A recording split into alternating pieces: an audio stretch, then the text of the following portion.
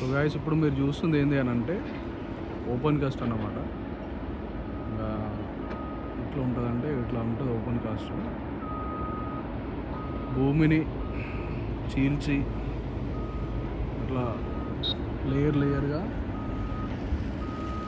చేసుకుంటూ కింది వరకు వెళ్ళి అక్కడ ఉన్న బొగ్గుని తీసుకొని ఆ లోడర్లో ఉంది కదా, సో లోడర్ల సాయంతో ఆ ట్రక్కులలో నింపేసి ఇంతకుముందు నేను చూపించినట్టు అక్కడ అన్లోడ్ చేస్తారన్నమాట. అక్కడ నుంచి వేరే వెహికల్స్తో మళ్ళీ క్రషర్ బంకర్లోకి వెళ్ళి అక్కడ పెద్ద సైజులో ఉన్న ఆ బొగ్గు అంతా ఒక మామూలు సైజుకి వచ్చేసి అక్కడ నుంచి ఇంకా వ్యాగన్స్తోని వేరే ఏరియాలకి